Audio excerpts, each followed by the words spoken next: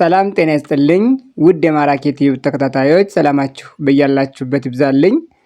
ዛሬ ደግሞ ይዤላችሁ የመጣሁት አማርኛ በእንግሊዘኛ እንዴት መማር እንዳለባችሁና ለመጻፍ አማርኛ በእንግሊዘኛ ለመጻፍ መጀመሪያ የአማርኛ ፊደላት በእንግሊዘኛ እንዴት እንደሚወከሉ ማወቅ መቻል ስላለባችሁ የአማርኛ ፊደሎችን በእንግሊዘኛ እንዴት እንደሚወከሉ ወይም ደግሞ እንዴት እንደሚጻፉ አሳያችኋለሁ።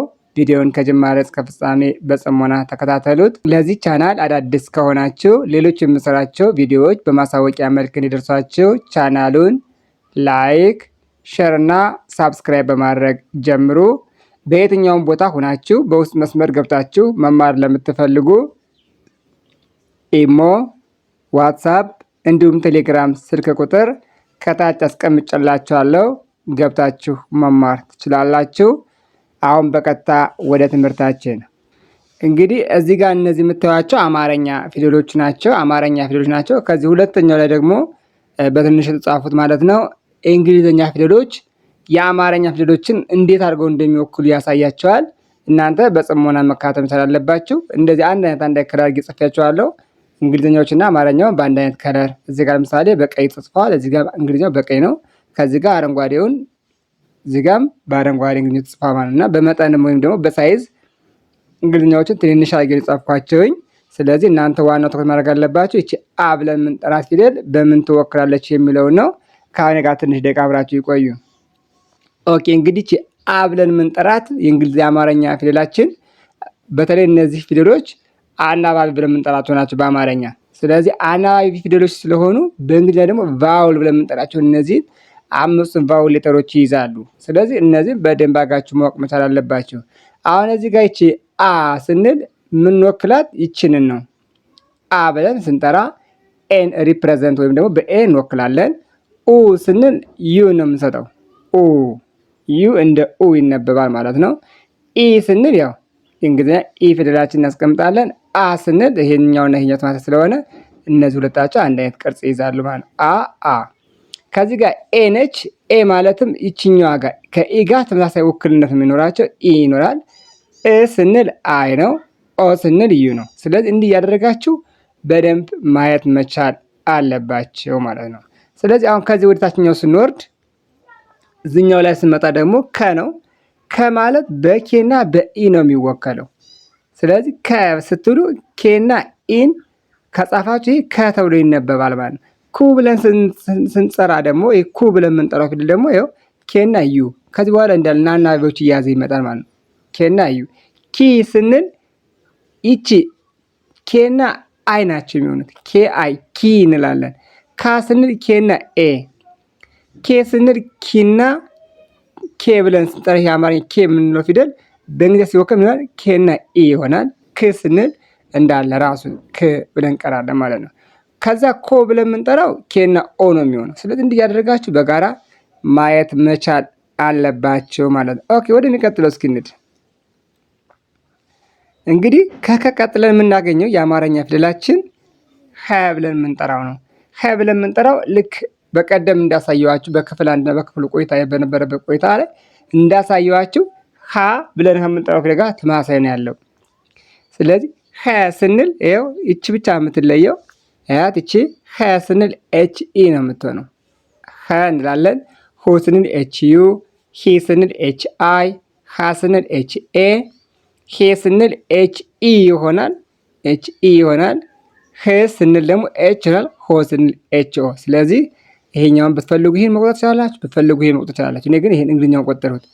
ሀ፣ ሁ፣ ሂ፣ ሃ፣ ሄ፣ ህ ሆ ማለት ትችላላችሁ። እናንተ ይሄኛውንም ብትቆጥሩት ይሄኛው ጋር ተመሳሳይ ስለሆነ አንድ ነው። በተለይ አማርኛ በእንግሊዝኛ መማር የምትፈልጉ ልጆች እነዚህ ነገሮች በደንብ ጠንቃችሁ ማወቅ መቻል አለባችሁ። እነዚህን ካወቃችሁና አማርኛ ማንበብ መጻፍ የምትችሉ ከሆነ ይሄን ከቻላ ካወቃችሁት የማታነቡበት ወይም ደግሞ የማትጽፉበት አንዳችም ነገር አይኖርም። ምክንያቱም እነዚህ ናቸዋ። እናንተ አበበ ብላችሁ መጻፍ ስትፈልጉ አማርኛው በማን እንደምትወከል አ ብለን የምንጠራት ፊደል በማን ነው የምትወከለው በማን ነው ብለህ ካወቅን ቀላል ስለሆነ ትኩረት ማድረግ ያለባችሁ እነዚህ ፊደሎች መያዝ ላይ ነው። ኦኬ ቀጥለን ወ ነው የምናገኘው። ወ ማለት በቅርጽ ደረጃ ይሄ ነው። አማርኛው እንደምታውቁት ይሄ ነው። ወ ው ዊ ዋ ዌ ው ወ ይላል። ስለዚህ ይሄ ወ ብለን የምንጠራው በእንግሊዝኛ እንዴት ይጻፋል ስንል ደብሊው ኢ ነው የሚሆነው። ደብሊው ኢ ብለን እንጽፋለን። ይሄን ው ብለን የምንጠራው ደግሞ ወደ እንግሊዝኛ ትራንስሌት አድርገን ስንጽፈው ደብሊው እና ዩ ነው የሚሆነው። ደብሊው እና ዩ ይሆናል። ከዛ ይሄ ዊ ብለን የምንጠራው ደግሞ ደብሊው እና ኢ ይሆናል። ዊ። ከዛ ዋ ስንል ደግሞ ደብሊው ኤ ዋ አይ የሚል ሳውንድ ስላለው። ከዛ እዚህ ጋር ዌ ስንል ደብሊው እዚህ ጋር አለ። ደብሊው እዚህ ጋር እንደምታዩት ቻት እዚህ ጋር እዛ ኢ ደብሊው ኢ።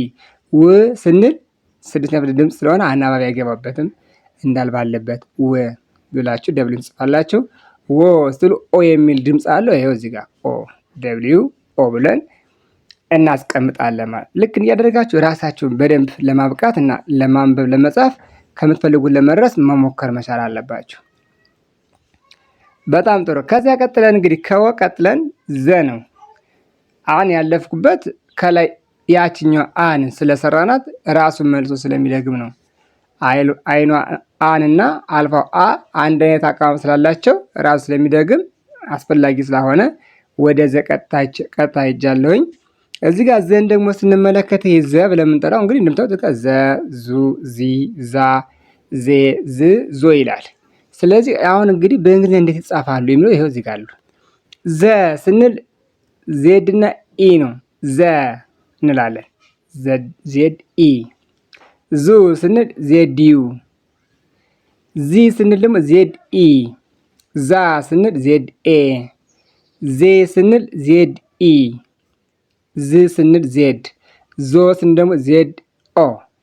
እነዚህን ነገሮች በደንብ ማየት አለባቸው። በተለይ ይችኛው እዚች አካባቢ ላይ አንዳንዴ ዜድ ኢ ኤ ወይም ደግሞ ቢ ከሆነ ቢ ኢ ኤ የሚወስድበት አጋጣሚ አለ። ያ ቃሉ የመጥበቅና የመላላት ሁኔታ ሲኖረው ማለት ነው።